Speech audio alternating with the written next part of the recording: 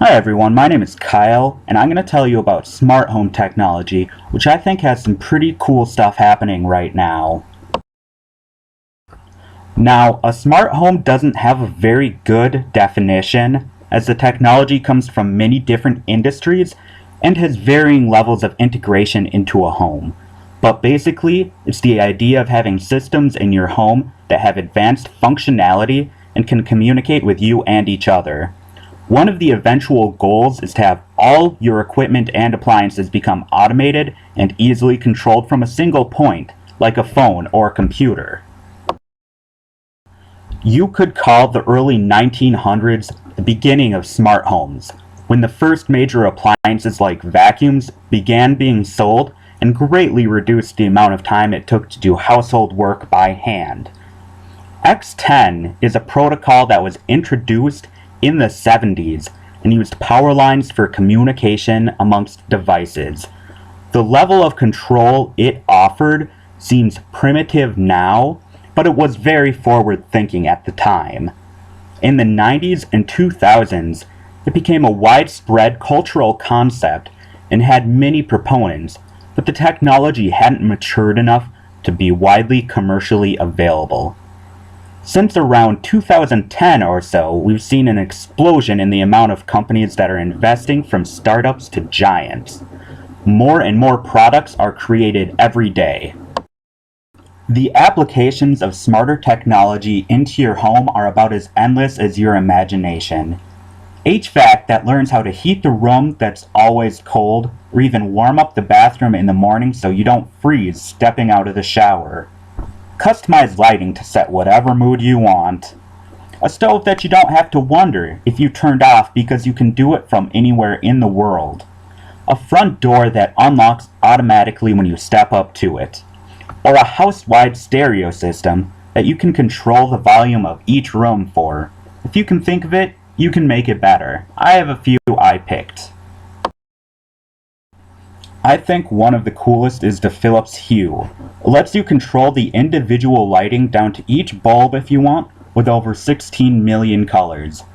Hook it up to an entertainment system, and it will adapt and set the tone to your movie. Or give you your own personal light show if you set it to music. One of the best features, I think, is the ability to use a photo, just drag your finger across a section of it, and your lighting will adjust to the colors that you picked. On the more practical end of things is the Nest. It's a learning thermostat system, so it can adapt to make your home cozier and more efficient. It automatically adjusts for when you aren't home and can be programmed to sense the temperature of each room and adjust if one is colder than the other. It automatically changes with the season too. Automating your home to be warmer on a cold winter morning is pretty awesome. Smart Alarm is a great idea because it inexpensively allows you to create and customize a home security system that just a few years ago would cost hundreds or thousands and get you stuck in a long-term monthly contract. Being able to pick and choose between video, motion activated, contact activated, and sound activated monitoring for your needs allows more customization than all-in-one packages. All the devices communicate with each other and allow you to control them as a whole or individually from your home. You can create the security that you want. Now, for all these devices to talk to each other, they need a protocol to know how to communicate. This is far from all of them, but I picked a few that are currently in use.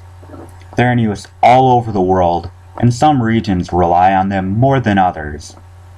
When creating equipment, a manufacturer has to choose what they think will work best with the equipment, and choosing what will work best and making the most sales is tricky. It requires knowing the protocols very well and making the best move for their target market. They all have pros and cons, and no one system is perfect for everything.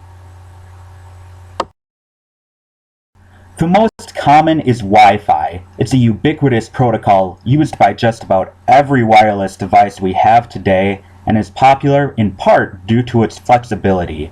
It's the only widespread wireless protocol that is acceptably quick for uses like downloading, streaming, and browsing the web. However, in the smart home context, that speed isn't really needed. It consumes much more power than other protocols, so your battery-powered devices are dying faster. Being widespread also makes it more of a target for hacking, even if it is now much more secure than when it was originally introduced. Zigbee is a protocol that's been gaining popularity in home automation. Its lower data rates are an advantage, as it consumes significantly less battery power compared to Wi-Fi. As home automation uses simple commands, the lower data rate really isn't an issue. It's reliable and doesn't drop signal easily. However, communication issues between manufacturers and different protocols have plagued the current build, although Zigbee 3.0 is supposed to alleviate the issue. It also has a low physical range and uses the 2.4 GHz band, which is only going to become more crowded as wireless devices become more and more common. Z-Wave is similar to Zigbee in several ways, being a low data rate, low power consumption protocol that is gaining popularity. It's also reliable, with both protocols being set up to avoid packet loss. One of the bigger differences is it operates on the 900 MHz band, avoiding interfering with ever-present Wi-Fi. It faces the issue of being a newer technology without as much security development, so it's faced some issues with security and proper implementation. Bluetooth is a protocol that has caught on in some industries, but hasn't as much in home automation. It is similarly low energy like Zigbee and Z-Wave, but it does have a much better data rate. It's also reliable and easily discovers other devices. What keeps it from gaining ground, though, in home automation is the difficulty of dealing with multiple devices, known security issues in older versions, and a short range compared to others. It's geared more for connectivity between paired devices. The X10 protocol is kind of a grandpa to all of these. It's also markedly different in that it mainly uses power lines and not wireless, though some wireless standards have been created for the protocol. It has an advantage of many devices being able to use it. It's often easy to install and it's pretty secure. It can't be messed with unless someone splices your line. On the downside, it's fairly primitive with the limited commands it can send. It's very weak against crosstalk, and it takes commands slowly. It processes each command individually, so if commands are made before the first is done, they'll be lost until the original command is done. The future of X10 may be in question, but it currently still enjoys widespread popularity. Home automation is the future, but that future isn't coming without difficulties. The technology can be difficult to make commercially viable. People tend to stick with what they know, so wariness to upgrade can kill a good idea before it gets off the ground. Few people are going to want to buy a smart washing machine when their current one does the job just fine. As connected devices multiply, so do security concerns. It's kind of terrifying to think of someone being able to hack your toaster, much less your home security or cameras. Also, not all the different protocols like to play nice and communicate well with each other, so it may be a long time before we see a truly unified home system. What I think is more likely to happen is each person buys into a company ecosystem. Apple is a great example of this. All of their devices are designed to work together with a unified design scheme. It's great if you go all in with Apple. Relying on different technology from different manufacturers is going to leave you out in the cold.